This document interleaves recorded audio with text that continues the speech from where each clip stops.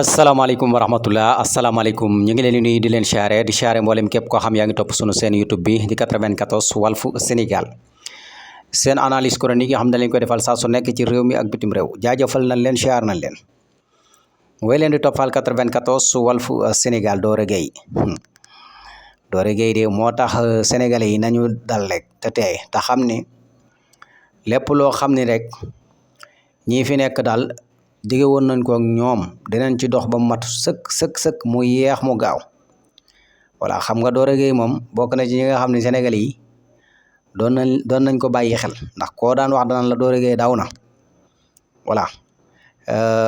kon Doro Gueye bu ne teg nañ ko loxo voilà lan moo tax ñu teg ko loxo voilà en tout cas daal gis nañ ko fan yi moom ci fan yi avant Macky Sall di quitté daal dafa mel na takkoon na fi soxna su bees voilà léegi nag soxna si xam nga xaalis boo ko liggéeyut muy ñëwee nu yomb nga jaawale sa poos askan bi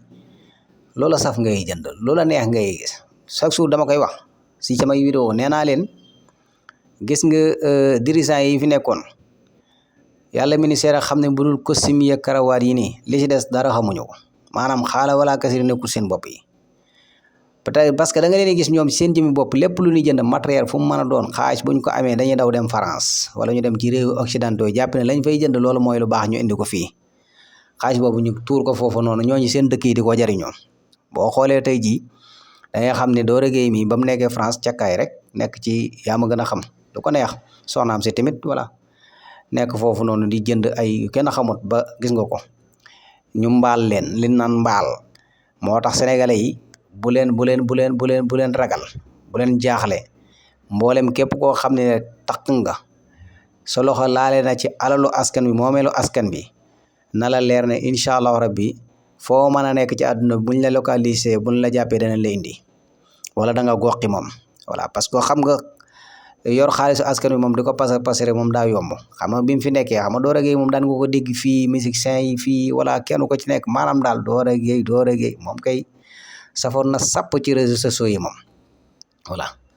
man lim daan joxe moom bari na moo tax mu saf-saf xam nga gars yi fii moom bul sonn booy joxe rek ñu lay tudd gars yi moom joxe rek ñu tudd la voilà moom booy joxe rek chaque jour saa su nekk rek saw tur moom dafay siiw moom voilà man nag damaa jàppoon ni Doro Gueye ab borom alal la boo xam ne moo liggéey alalam yoroon ay entreprise am yoo xam ne moo ko moomal boppam wala mu doonoon ko ci baayam wala ci yaayam maanaam daal mu yor xaalis boo xam ne xaalisu boppam la ba tax maanaam xaalisam boobu noonu mu ko doon tasaare ndeke wóote Doro Gueye moom daanaka yaa ma gën a xam voilà poste buñ ko joxoon la fii rek voilà xaalis boobee noonee nag voilà mu jël ko di tasaare rek ci musiciens yeeg fu ne voilà yaa ma gën a xam Doro Gueye moom safoon na sàpp moom ñëpp ko daan tudd ndax xaalis bi mu daan joxe ak batterie yeeg caajo voilà loolu nag jeex na moo tax ñii nii képp koo xam ne dañ laan dénkoon ndombal tànk fii ci Sénégal voilà nga taq foo jaar foo mën a nekk ci àdduna bi buñ la localisé danañ la jël si voilà te réew mi nag attention voilà xaalis bi daanaka mën naa ni moomeelu askan wi la dafa war a delluwaat ci askan wi tamit voilà bu ko defee askan wi di gis seen bopp bu baax a baax ci réew mi loolooy dëgg moo tax alalu askan wi bàyyi fa la voilà sa alal la voilà bu fekkee da nga liggéey sa xaalis nag yaa ko moom bu la neexee mën ngaa maye voilà waaye ñi ma gis ñu ci ëpp ñi nga xam ne ay homme d'affaires lañ ñi nga xam ne ay entreprise lañ seere ñooñu seen alal duñ ko caaxaane te kenn du leen way man du ma gis ñu way leen mën naa ci tudd ku mel ni Serigne Mboup macha allah dama ko tudd ne waaye tey xoolal Serigne Mboup liggéeykat la ay entreprise la yor day liggéey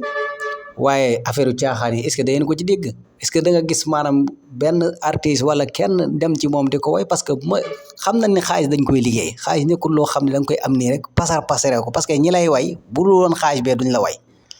waaw ñi lay jegee di la jay bu dul woon xaalis bee bu dul woon alal jee duñ la jegee doo leen gis voilà kon sa alal boo ko liggéeyee da ngay xam fi nga koy def bu baax alal joo liggéey moom da nga xam fi nga koy def waaye alal joo liggéeyut wax dëgg yàlla mu lay dikkee nu yomb nu la neex ngay def da ngay pasare pour nga am tur léegi day gaaw parce que gars yi moom tant que ñu ngi lay way ñu ngi lay tudd saa su nekk yaa ngi leen di may ñu lay jege chaque jour saa suñu génnee cassette dugal la ci biir waaw saa suñu génnee